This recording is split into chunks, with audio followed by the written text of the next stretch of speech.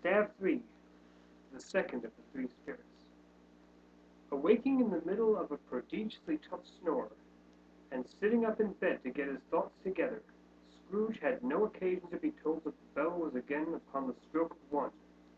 He felt that he was restored to consciousness in the right nick of time, for the special purpose of holding a conference with the second messenger dispatched him to Jacob Marley's intervention. But finding that he turned uncomfortably cold when he began to wonder which of this curtains this new spectre would draw back, he put them every one aside with his own hands, and lying down again, established a sharp lookout all around the bed, for he wished to challenge the spirit on the moment of its appearance, and did not wish to be taken by surprise and made nervous.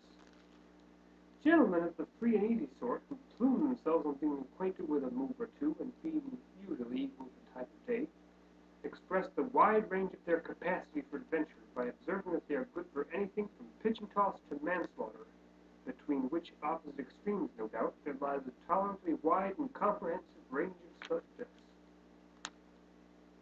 Without venturing for Scrooge quite as heartily as this, I don't mind calling on you to believe that he was ready for a good broad field of strange appearances, and that nothing between a baby and a rhinoceros would have astonished him very much.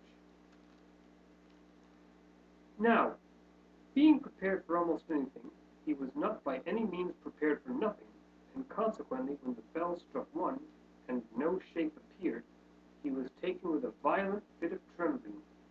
5 minutes, 10 minutes, a quarter of an hour went by, and nothing came.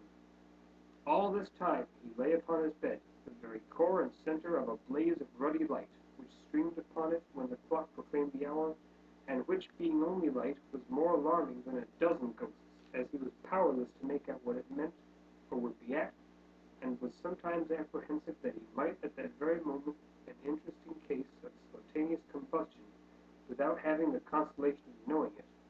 At last, however, he began to think, as you or I would have thought at first, for it is always the person not in a predicament who knows what ought to have been done in it, and would unquestionably have done it too. At last, I say, he began to think that the source and secret of this ghostly light might be in the adjoining room, from whence, on further tracing it, it seemed to shine. This idea, taking full possession of his mind, he got up softly and shuffled in his slippers to the door. The moment Scrooge's hand was on the lock, a strange voice called him by his name, and bade him enter. He obeyed. It was his own room. There was no doubt about that. But it had undergone a surprising transformation. The walls and ceiling were so hung with living green that it looked a perfect grove, from every part of which bright gleaming berries glistened. The crisp leaves of holly, mistletoe, and ivy reflected back the light as if so many little mirrors had been scattered there. And such a mighty blaze went roaring up the chimney as that dull petrifaction of a hearth had never known in Scrooge's time, or Marley's, or for many and many a winter season gone. Heaped up upon the floor to form a kind of throne were turkeys, geese, game, poultry, brawn, great joints of meat, suckling pigs, long wreaths of sausages, mince pies, plum puddings, barrels of oysters, red-hot chestnuts, cherry-cheeked apples, juicy oranges, luscious pears, immense 12 cakes, and seething bowls of punch that made the chamber dim with their delicious steam. In easy state upon this couch there sat a jolly giant, glorious to see, who bore a glowing torch in shape not unlike Plenty's home, and held it up, high up, to shed its light on Scrooge as he came peeping round the corner. "Come in!" exclaimed the ghost. "Come in and know me better, man." Scrooge entered timidly, and hung his head before this spirit. He was not the dogged Scrooge he had been, and though its eyes were clear and kind, he did not like to meet them. "I am the ghost of Christmas present. Look upon me." Scrooge reverently did so. It was clothed in one simple deep green robe, or mantle, bordered with white fur. This garment hung so loosely on the figure that its capacious breast was bare, as if disdaining to be warded or concealed by any artifice. Its feet, observable beneath the ample folds of the garment, were also bare, and on its head it wore no other covering than a holly wreath set here and there with shining icicles. Its dark brown curls were long and free free as its genial face, its sparkling eyes, its open hand, its cheery voice, its unconstrained demeanor, and its joyful air. Girded round its middle was an antique scabbard, but no sword was in it, and the ancient sheath was eaten up with rust. "You have never seen the like of me before!" exclaimed the spirit. "Never," Scrooge made answer to it. "Have never walked forth with the younger members of my family, meaning, for I am very my elder brother's born in these later years," pursued the phantom. "I don't think I have," said Scrooge. "I'm afraid I have not. Have you had many brothers, Spirit?" "More than 1,800," said the ghost. "A tremendous family to provide for," muttered Scrooge. The ghost of Christmas present rose. "Spirit, conduct me where you will. I went forth last night on compulsion, and I learnt a lesson which is working now. Tonight, if you have aught to teach me, let me profit by it." "Touch my robe." Scrooge did as he was told and held it fast. Holly, mistletoe, red berries, ivy, turkeys, geese, game, poultry, brawn, meat, pigs, sausages, oysters, pies, puddings, fruit, and punch all vanished instantly. So did the room, the fire, the ruddy glow, the hour of night, and they stood in the city streets on Christmas morning, where, for the weather was severe, the people made a rough but brisk and not unpleasant kind of music, in scraping the snow from the pavement in front of their dwellings and from the tops of their houses, whence it was mad delight to the boys to see it come plumping down into the road below and splitting into artificial little snowstorms. The house fronts looked black enough, and the windows blacker, contrasting with the smooth white sheet of snow upon the roofs, and with the dirtier snow upon the ground, which last deposit had been ploughed up in deep furrows rather, by the heavy wheels of carts and wagons, furrows that crossed and recrossed each other hundreds of times where the great street branched off, and made intricate channels, hard to trace, in the thick yellow mud and icy water. The sky was gloomy, and the shortest streets were choked up with a dingy mist, half thawed, half frozen, whose heavier particles descended in a shower of sooty atoms, as if all the chimneys in Great Britain had, by one consent, caught fire, and were blazing away to their dear hearts' content. There was nothing very cheerful in the climate or the town, and yet there was an air of cheerfulness abroad that the clearest summer air and brightest summer suns might have endeavored to diffuse in vain. For the people who were shoveling away on the housetops were jovial and full of glee, calling out to one another from the parapets, and now and then exchanging a facetious snowballs, better-natured missile than many a wordy jest, laughing heartily if it went right, and not less heartily if it went wrong. The poulterers' shops were still half open, and the fruiterers were radiant in their glory. There were great, round, pot-bellied baskets of chestnuts, shaped like the waistcoats of jolly old gentlemen, lolling at the doors, and tumbling out of the street in their apoplectic opulence. They were ruddy, brown-faced, broad-girthed Spanish onions, shining in the fatness of their growth like Spanish friars, and winking from their shelves in wanton slyness at the girls as they went by, and glanced demurely at the hung-up mistletoe. There were pears and apples clustered high in blooming pyramids. There were bunches of grapes made in the shopkeeper's benevolence to dangle from conspicuous hooks, that people's mouths might water gratis as they passed. There were piles of filberts, mossy and brown, but calling in their fragrance to ancient walks among the woods, and pleasant shufflings ankle-deep through withered leaves. There were Norfolk biffins, squabs and swarthy, setting off on the yellow of the oranges and lemons, and, in the great compactness of their juicy persons, urgently entreating and beseeching to be carried home in paper bags and eaten after dinner. The very gold and silver fish, set these choice fruits in a bowl, though members of a dull and stagnant blood race, appeared to know that there was something going on, and, to a fish, went gasping round and round the little world in slow and passionless excitement. The grocers, oh, the grocers, nearly closed, with perhaps 2 shutters down, or 1, but through those gaps such glimpses! It was not alone that the scales descending on the counter made a merry sound, or that the twine and roller parted company so briskly, or that the canisters were rattled up and down like juggling tricks, or even that the blended scents of tea and coffee were so grateful to the nose, or even that the raisins were so plentiful and rare, the almonds so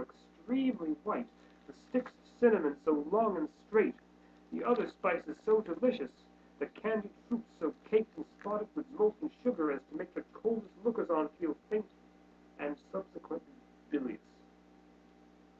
Nor was it that the figs were moist and pulpy, or that the French plums blushed in modest tartness from their highly decorated boxes, or that everything was good to eat and in its Christmas dress, but that the customers were all so eager and hurried in hopeful promise of the day that they tumbled up against each other at the door, clashing their wicker baskets wildly, and left their purchases upon the counter, and came running back to fetch them, and committed hundreds of the like mistakes in the best humor possible, while the grocer's people were so frank and fresh that the polished hearts with which they fastened their aprons behind might have been their own, worn outside for general inspection, and for Christmas daws to peek at if they chose.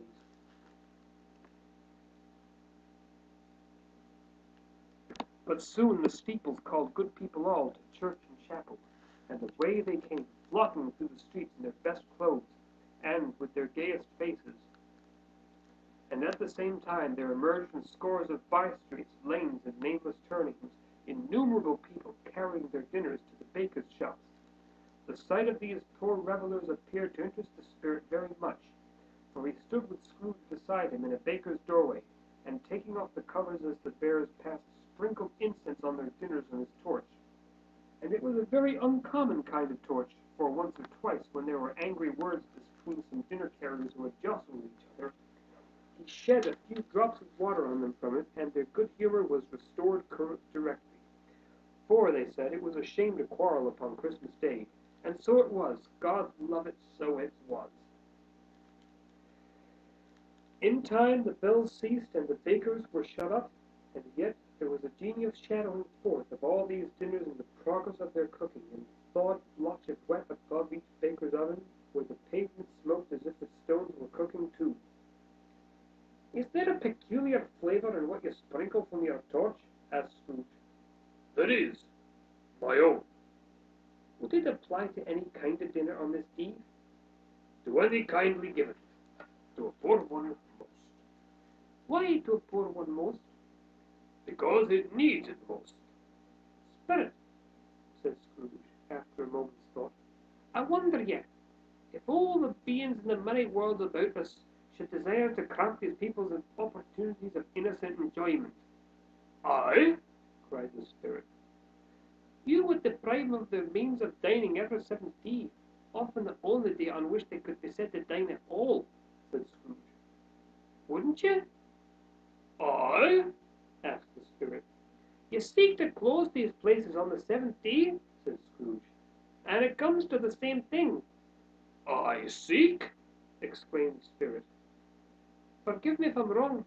It has been done in your name, or at least in that of your family," said Scrooge. "There are some upon this earth of yours," returned the spirit, "who lay claim to know us, and who do their deeds of passion, pride, ill will, hatred, envy, bigotry, and selfishness in our name, who are as strange to us and all our kith and kin as if they had never lived. Remember that, and charge their doings on themselves, not us." Scrooge promised that he would, and they went on invisible as they had been before, into the suburbs of the towns. It was a remarkable quality of the ghost, which Scrooge had observed at the baker's, that, notwithstanding his gigantic size, he could accommodate himself to any place with ease, and that he stood beneath a low roof quite as gracefully and like a supernatural creature as it was possible he could have done in any lofty hall. And perhaps it was the pleasure the good spirit had in showing off this power of his, or else it was his own kind, generous, hearty nature, and his sympathy with all poor men, that led him straight to Scrooge's clerks. For there he went, and took Scrooge with him, holding to his robe, and on the threshold of the door the spirit smiled, and stopped to bless Bob Cratchit's dwelling with the sprinklings of his torch. Think of that! Bob had but 15 bob a week himself. He pocketed on Saturdays but 15 copies of his Christian name, and yet the ghost of Christmas present blessed his 4-roomed house. Then up rose Mrs. Cratchit, Cratchit's wife, dressed out but poorly in a twice-turned gown, but brave in ribbons, which are cheap and make a goodly show for 6pence, and she laid the cloth, assisted by Belinda Cratchit, second of her daughters, also braiding ribbons, while Master Peter Cratchit plunged a fork into the saucepan of potatoes, and getting the corners of his monstrous shirt collar, Bob's private property, conferred upon his son and heir in honor of the day, into his mouth, rejoiced to find himself so gallantly attired, and yearned to show off his linen in the fashionable parks. And now two smaller Cratchits, boy and girl, came tearing in, screaming that outside the baker's they had smelt a goose, and known it for their own, and basking in luxurious thoughts of sage and onion, these young Cratchits danced about the table, and exalted Master Peter Cratchit to the skies, while he, not proud, although his collars nearly choked him, blew the fire, until the slow potatoes bubbling up knocked loudly at the saucepan to be let out and peeled. "Whatever has got your precious father, then?" said Mrs. Cratchit. "And your brother, Tiny Tim, and Martha weren't as late last Christmas Day by half an hour." "Here's Martha, mother," said a girl, appearing as she spoke. "Here's Martha, mother," cried the two young Cratchits. "Hurrah! There's such a goose, Martha!" "Why, bless your heart alive, my dear, how late you are!" said Mrs. Cratchit, kissing her a dozen times, and taking off her shawl and bonnet for her with officious zeal. "We'd a deal of work to finish up last night," replied the girl, "and had to clear away this morning, mother." "Well, never mind so long as you're come," said Mrs. Cratchit. "Sit ye down before the fire, my dear, and have a warm, Lord bless ye." "No, no, there's father coming," cried the two young Cratchits, who were everywhere at once. "Hide, Martha, hide!" So Martha hid herself, and in came little Bob, the father, with at least 3 feet of comforter exclusive of the fringe hanging down before him, and his threadbare clothes darned up and brushed to look seasonable, and Tiny Tim upon his shoulder. Alas for Tiny Tim! He bore a little crutch, and had his limbs supported by an iron frame. "Why, where's our Martha?" cried Bob Cratchit, looking round. "Not coming," said Mrs. Cratchit.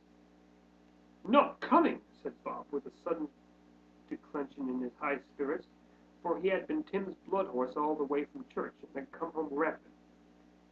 "Not coming upon Christmas Day?" Martha didn't like to see him disappointed if it were only a joke, so she came out prematurely from behind the closet door and ran into his arms, while the two young Cratchits hustled Tiny Tim, and bore him off into the wash-house that he might hear the pudding singing in the copper. "And how did little Tim behave?" asked Mrs. Cratchit, when she had rallied Bob on his credulity, and Bob had hugged his daughter to his heart's content.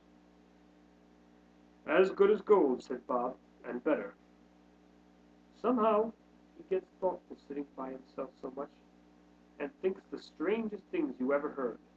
He told me, coming home, that he hoped the people saw him in the church, but because he was a cripple, and it might be pleasant to them to remember upon Christmas Day who made blind beggars walk and blind men see." Bob's voice was tremulous when he told them this, and trembled more when he said that Tiny Tim was growing strong and hearty. His active little crutch was heard upon the floor, and back came Tiny Tim before another word was spoken, escorted by his brother and sister to his stool beside the fire, and while Bob, turning up his cuffs, as if, poor fellow, they were capable of being made more shabby, compounded some hot mixture in a jug with gin and lemons, and stirred it round and round and put it on the hob to simmer. Master Peter and the two ubiquitous young Cratchits went to fetch the goose, with which they were soon returned in high procession. Such a bustle ensued that you might have thought a goose the rarest of all birds, a feathered phenomenon to which a black swan was a matter of course. And in truth it was something very like it in that house. Mrs. Cratchit made the gravy ready beforehand in a little saucepan, hissing hot. Master Peter mashed the potatoes with incredible vigor. Miss Belinda sweetened up the applesauce. Martha dusted the hot plates. Bob took Tiny Tim beside him in a tiny corner of the table. The two young Cratchits set chairs for everybody, not forgetting themselves, and mounting guard upon their posts, crammed spoons into their mouths, lest they should shriek for goose before their turn came to be helped. At last the dishes were set on, and grace was said. It was succeeded by a breathless pause as Mrs. Cratchit, looking slowly all along the carving knife, prepared to plunge it into the breast. But when she did, and when the long-expected gush of stuffing issued forth, one murmur of delight arose all round the board, and even Tiny Tim excited by the two young Cratchits, beat on the table with the handle of his knife, and feebly cried, "Hurrah!" There never was such a goose. Bob said he didn't believe there ever was such a goose cooked. Its tenderness and flavor, size, and cheapness were the themes of universal admiration. Eked out by the applesauce and mashed potatoes, it was a sufficient dinner for the whole family. Indeed, as Mrs. Cratchit said with great delight, surveying one small atom of a bone upon the dish, they hadn't eaten it all at last. Yet everyone had had enough, and the youngest Cratchits in particular were steeped in sage and onion to the eyebrows. But now, the plates being changed by Miss Belinda, Mrs. Cratchit left the room alone, too nervous to bear witnesses, to take the pudding up and bring it in. Suppose it should not be done enough! Suppose it should break in turning out! Suppose somebody should have got over the wall of the backyard and stolen it while they were merry with the goose, a supposition at which the two young Cratchits became livid. All sorts of horrors were supposed. Hallo! A great deal of steam! The pudding was out of the copper. A smell like a washing day! That was the cloth. A smell like an eating house and a pastry cook next door to each other, with a laundress next door to that. That was the pudding. In half a minute Mrs. Cratchit entered, flushed but smiling proudly, with the pudding, like a speckled cannonball, so hard and firm, blazing in half a quarters of ignited brandy, and bedight with Christmas hollies stuck into the top. "Oh, what a wonderful pudding!" Bob Cratchit said, and calmly, too, that he regarded as the greatest success achieved by Mrs. Cratchit since their marriage. Mrs. Cratchit said that now the weight was off her mind, she would confess she had her doubts about the quantity of flour. Everybody had something to say about it, but nobody said or thought it was at all a small pudding for a large family. It would have been flat heresy to do so. Any Cratchit would have blushed to hint at such a thing. At last the dinner was all done, the cloth was cleared, the hearth swept, and the fire made up. The compound in the jug being tasted and considered perfect, apples and oranges were put upon the table, and a shovelful of chestnuts on the fire. Then all the Cratchit family drew round the hearth in what Bob Cratchit called a circle, meaning half a one, and at Bob Cratchit's elbow stood the family display of glass, 2 tumblers and a custard cup without a handle. These held the hot stuff from the jug, however, as well as golden goblets would have done, and Bob served it out with beaming looks, while the chestnuts on the fire sputtered and crackled noisily. Then Bob proposed, "A Merry Christmas to us all, my dears! God bless us!" which all the family re-echoed. "God bless us, every one!" said Tiny Tim, the last of all. He sat very close to his father's side upon his little stool. Bob held his withered little hand in his, as if he loved the child and wished to keep it by his side, and dreaded that he might be taken from him. "Spirit!" said Scrooge, with an interest he had never felt before. "Tell me if Tiny Tim will live." "I see a vacant seat," replied the ghost, "in the poor chimney corner, and a crutch without an owner, carefully preserved. If these shadows remain unaltered by the future, the child will die." "No, no, oh no, kind spirit, say he'll be spared." "If these shadows remain unaltered by the future, none other of my race will find him here. What then? If he be like to die, he had better do it, and decrease the surplus population." Scrooge hung his head to hear his own words quoted by the spirit, and was overcome with penitence and grief. "Man, if man you be at heart, not adamant, forbear that wicked cant until you have discovered what the surplus is, and where it is. Will you decide what men shall live, what men shall die?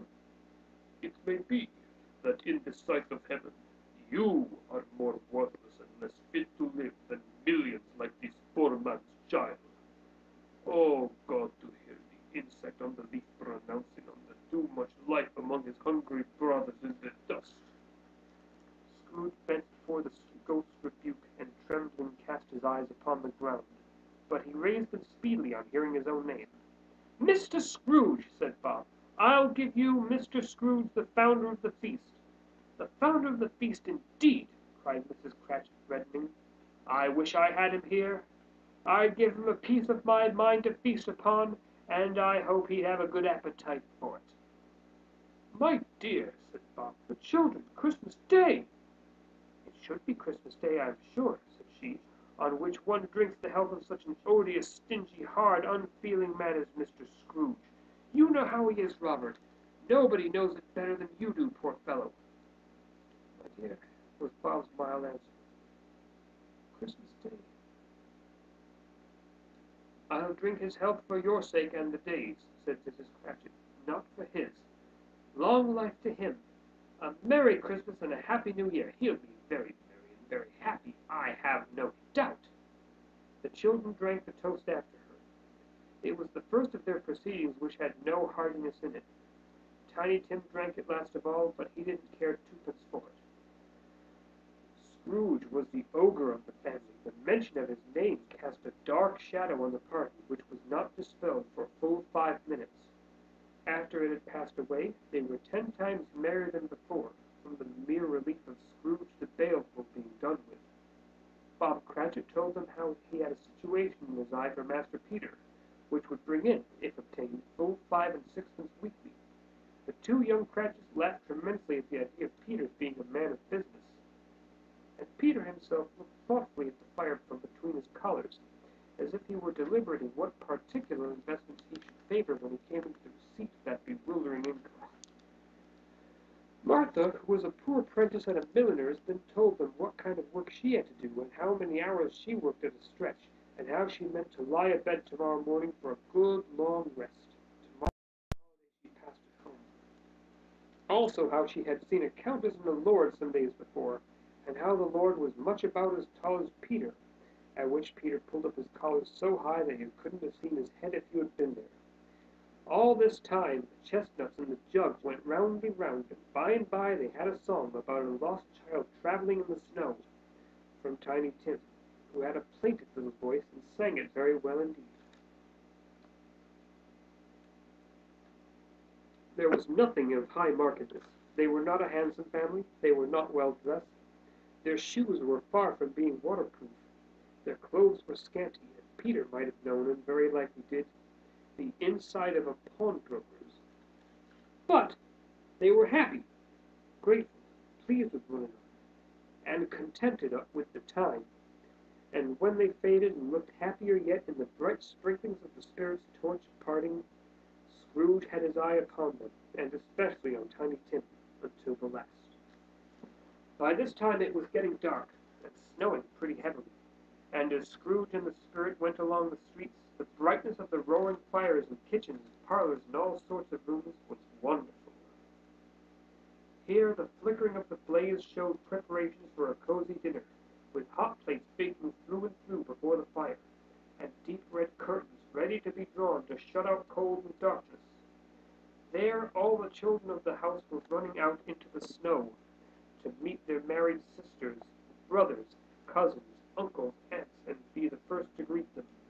Here again were shadows on the window blind of guests assembled, and there a group of handsome girls, all hooded and fur-booted, and all chattering at once, tripped lightly off to some near neighbor's house, where, woe upon the single man who saw them enter, artful witches, well they knew it, in a glow. But if you had judged from the numbers of people on their way to friendly gatherings, you might have thought no one was home to give them welcome when they got there, instead of every house expecting company and piling up its fires half chimney high. Blessings on it, how the ghost exulted, how it bared its breadth of breast, and opened its capacious palm, and floated on, outpouring with a generous hand its bright and harmless mirth on everything within its reach. The very lamplighter, who ran on before dotting the dusky street with specks of light, and who was dressed to spend the evening somewhere, laughed out loudly as the spirit passed, though little kenned the lamplighter that he had any company but Christmas. And now, without a word of warning from the ghost, they stood upon a bleak and desert moor, where monstrous masses of rude stone were cast about, as though it were the burial place of giants, and water spread itself wheresoever it listed, or would have done so but for the frost that held it prisoner, and nothing grew but moss and furze and coarse rank grass. Down in the west the setting sun had left a streak of fiery red, which glared upon the desolation for an instant, like a sullen eye, and frowning lower, lower, lower yet, was lost in the thick gloom of the darkest night. "What place is this?" asked Scrooge. "A place where miners live, who labor in the bowels of the earth," returned the spirit. "But they know me. See!" A light shone from the window of a hut, and swiftly they advanced towards it. Passing through the wall of mud and stone, they found a cheerful company assembled round a glowing fire. An old, old man and women, with their children and their children's children, and another generation beyond that, all decked out gaily in their holiday attire. The old man, in a voice that seldom rose above the howling of the wind upon the barren waste, was singing them a Christmas song. It had been a very old song when he was a boy, and from time to time they all joined in the chorus. So surely as they raised their voices, the old man got quite blithe and loud, and so surely as they stopped, his vigor sank again. The spirit did not tarry here, but bade Scrooge hold his road, and passing on above the moor, sped whither? Not to sea, to sea. To Scrooge's horror, looking back, he saw the last of the land, a frightful range of rocks behind them, and his ears were deafened by the thundering of water as it rolled and roared and raged among the dreadful caverns it warned, and fiercely tried to undermine the earth. Built upon a dismal reef of sunken rocks, some league or so from shore, on which the waters chafed and dashed the wild ear through, there stood a solitary lighthouse. Great heaps of seaweed clung to its base, and storm birds, born of the wind, one might suppose, as seaweed of the water, rose and fell about it like the waves they skimmed. But even here, two men who watched the light had made a fire that through the loophole in the thick stone wall shed out a ray of brightness in the awful sea. Joining their horny hands over the rough table at which they sat, they wished each other Merry Christmas in their can of grog, and one of them, the elder too, with his face all damaged and scarred with hard weather, as the figurehead of an old ship might be, struck up a sturdy song that was like a gale in itself. Again the ghost sped on above the black and heaving sea, on, until far away, as he told Scrooge, from any shore they lighted on a ship. They stood beside the helmsman at the wheel, the lookout in the bow, the officers who had the watch, dark, ghostly figures in their several stations, but every man among them hummed a Christmas tune, or had a Christmas thought, or spoke below his breath to his companions some bygone Christmas day, with homeward hopes belonging to it. And every man on board, waking or sleeping, good or bad, had had a kinder word for another on that day than on any day of the year, and had shared to some extent in its festivities, and had remembered those he cared for at a distance, and had known that they delighted to remember him. It was a great surprise to Scrooge, while listening to the moaning of the wind, and thinking what a solemn thing it was to move on through the lonely darkness over an unknown abyss, whose depths were secret and as profound as death. It was a great surprise to Scrooge, while thus engaged, to hear a hearty laugh.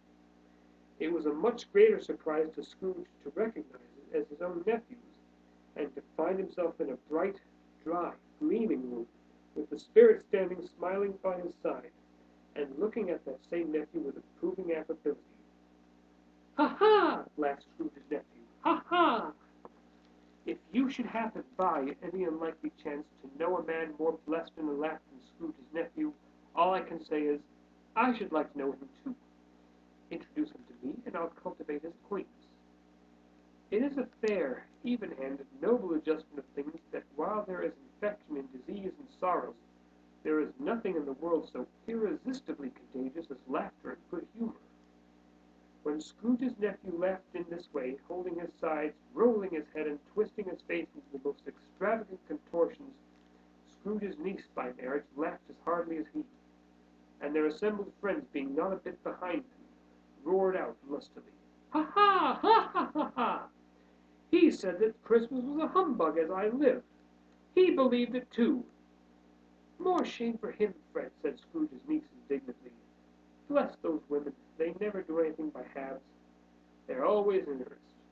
She was very pretty, exceedingly pretty, with a dimpled, surprised-looking, capital face, a ripe little mouth that seemed made to be kissed, as no doubt it was, all kinds of good little dots about her chin that melted into one another when she laughed, and the sunniest pair of eyes you ever saw on any little creature's head. Altogether, she was what you would call provoking, you know, but satisfactory, too. Oh, perfectly satisfactory. He is a comical old fellow, said Scrooge's nephew. That's the truth, and not so pleasant as he might be. However, his offences carry their own punishment, and I have nothing to say against him. I'm sure he is very rich, Fred, hinted Scrooge's niece. At least you always tell me so.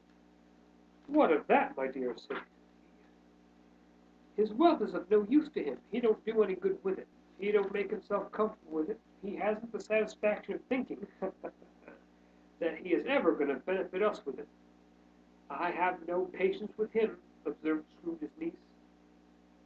Her sisters and all the other ladies expressed the same opinion. Oh, I have, said Scrooge's nephew.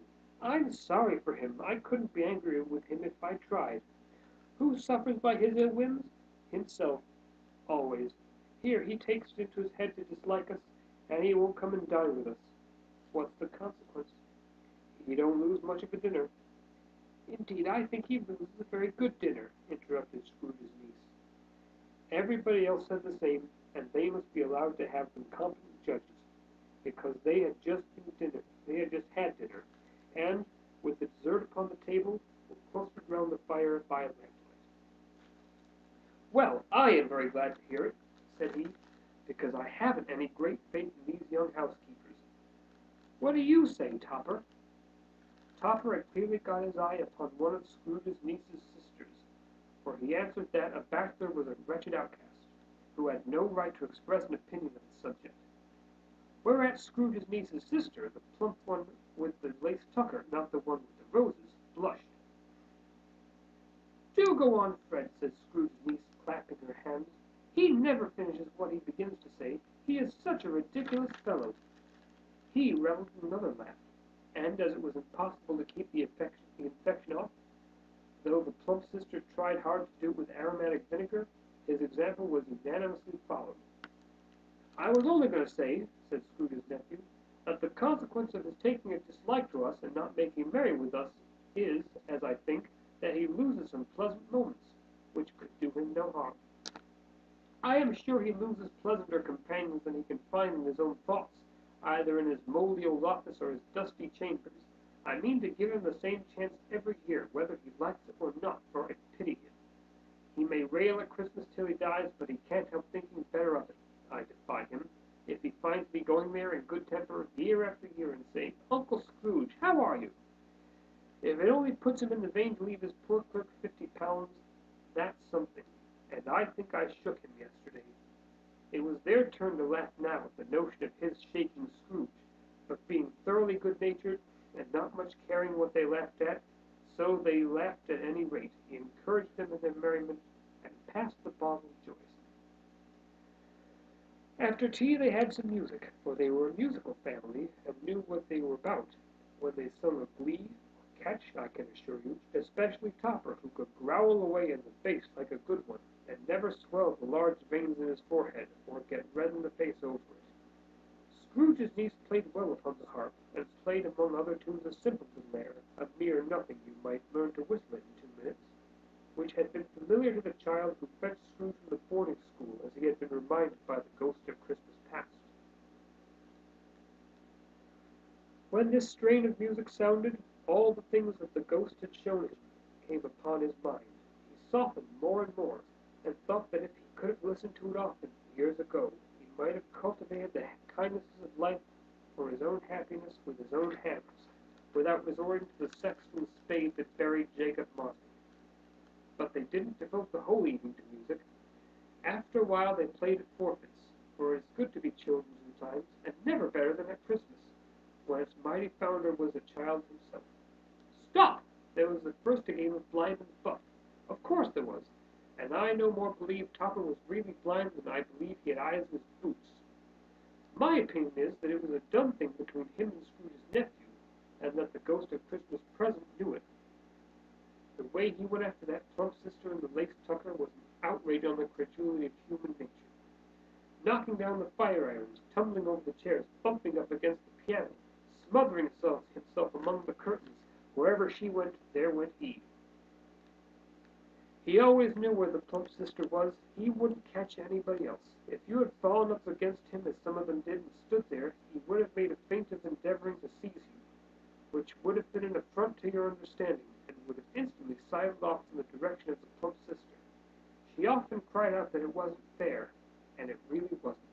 But when at last he caught her, when in spite of all her silken rustlings and her rapid flutterings past him, he got her into a corner whence there was no escape, then his conduct was the most execrable.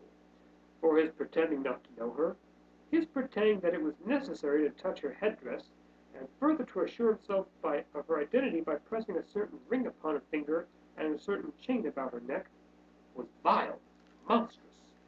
No doubt she told him her opinion of it, when, another blindman being in office, they were so very confidential together behind the curtains. Scrooge's niece was not one of the blindman's buff party, but was made comfortable with a large chair and a footstool in a snug corner where the ghost and Scrooge were close behind her. But she joined in the forfeits, and loved her love to admiration with all the letters of the alphabet. Likewise, at the game of how, when, and where, she was very great, and to the secret joy of Scrooge's nephew, beat her sisters hollow, though they were sharp girls too, as Topper could have told you. There might have been 20 people there, young and old, but all they played. And so did Scrooge, for, wholly forgetting in the interest he had in what was going on, that his voice made no sound in their ears. He sometimes came out with his guess quite loud, and very often guessed right, too. For the sharpest needle, best Whitechapel, warranted not to cut in the eye, was not sharper than Scrooge, blunt as he took it in his head to be. The ghost was greatly pleased to find him in this mood, and looked upon him with such favor that he begged like a little boy to be allowed to stay until the guest departed. But this the spirit said could not be done. "Here's a new game," said Scrooge. "One half hours, but only one." It was a game called Yes and No, where Scrooge's nephew had to think of something, and the rest must find out what, he only answering to their questions yes or no, as the case was.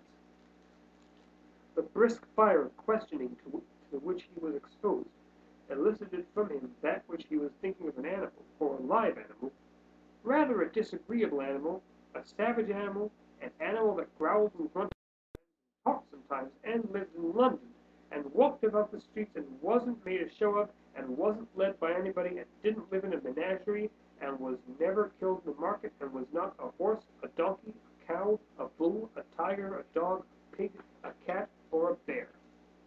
At every fresh question that was put to him, this nephew burst into a fresh roar of laughter, and was so inexpressibly tickled that he was obliged to get off the sofa and stamp. At last the plump sister, falling into a similar state, cried out, "I have found it out! I know what it is, Fred! I know what it is!" "What is it?" cried Fred. "It's your Uncle Scrooge!" Which it certainly was. Admiration was the universal sentiment, though some objected that the reply to "Is it a bear?" ought to have been yes, inasmuch as an answer in the negative was sufficient to have diverted their thoughts from Mr. Scrooge, supposing they had ever had any tendency that way. "He has given us plenty of merriment, I am sure," said Fred, "and it will be ungrateful not to drink to his health. Here is a glass of mulled wine ready to our hand at the moment, and I say, Uncle Scrooge!" "Well, Uncle Scrooge!" they cried. "And a Merry Christmas and a Happy New Year to the old man, wherever he is," said Scrooge's nephew. "He wouldn't take it from me, but may he have it nevertheless. Uncle Scrooge!"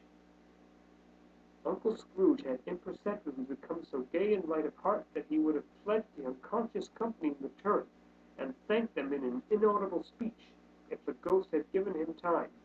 But the whole scene passed off in the breath of the last words spoken by his nephew, and he and the spirit were again upon their travels. Much they saw, and far they went, and many homes they visited, but always with a happy end. The spirits stood beside sick beds, and they were cheerful. On foreign lands, and they were close at home. By struggling men, and they were patient, their greater hope. By poverty, and it was rich. In almshouse, hospital, and jail, in misery's every refuge, where vain man in his little brief authority had not made fast the door, and barred the spirit out. He left his blessing, and taught Scrooge his precepts. It was a long night, if it were only a night, but Scrooge had his doubts of this, because the Christmas holidays appeared to be condensed into the space of time they passed together. It was strange, too, that while Scrooge remained unaltered in his outward form, the ghost grew older, clearly older. Scrooge had observed this change, but never spoke of it until they left children's Twelfth Night party, when, looking at the spirit as they stood together in an open place, he noticed that its hair was gray. "Are spirits' lives so short?" asked Scrooge. "My life upon this globe is very brief. It ends tonight." "Tonight at midnight. Hark! The time is drawing near." The chimes were ringing in the 3/4 past 11 at that moment. "Forgive me if I'm not justified in what I ask," said Scrooge, looking intently at the spirit's robe. "But I see something strange, and not belonging to yourself, protruding from your skirts. Is it a foot or a claw?" "It might be a claw, for the flesh there is open upon it. Look here." From the foldings of its robe it brought 2 children, wretched, abject, frightful, hideous, miserable. They knelt down at its feet, and clung upon the outside of its garment. "Oh, man, look here! Look down here!" exclaimed the ghost. They were a boy and a girl, yellow, meager, ragged, scowling, wolfish, but prostrate too in their humility. Where graceful youth should have filled their features out and touched them with its freshest tints, a stale and shriveled hand, like that of age, had pinched and twisted them and pulled them into shreds. Where angels might have sat enthroned, devils lurked and glared menacingly. No change, no degradation, no perversion of humanity in any grade. Through all the mysteries of a wonderful creation has monsters half so horrible and dreadful. Scrooge sat back, appalled. Having them shown to him in this way, he tried to say they were fine children, but the words choked themselves, rather than be parties to a lie of such enormous magnitude. "Spirit, are they yours?" Scrooge could say no more. "They are man's, and they cling to me, appealing from their fathers. This boy is ignorance, the girl is want. Beware them both, and all of their decree. But most of all, beware this boy, for on his brow I see that written which is doom, unless the writing be erased." "Deny it!" cried the spirit, stretching out its hand towards the city. "Slander those who tell it ye. Admit it for your factious purposes, and make it worse, and bide the end." "Have they no refuge or resources?" cried Scrooge. "Are there no prisons?" said the spirit, turning on him for the last time with his own words. "Are there no workhouses?" The bell struck 12. Scrooge looked about him for the ghost, and saw it not. At the last stroke ceased to vibrate. He remembered the prediction of old Jacob Marley, and lifting up his eyes, beheld a solemn phantom, draped and hooded, coming like a mist along the ground towards him. What will this spirit hold? Find out.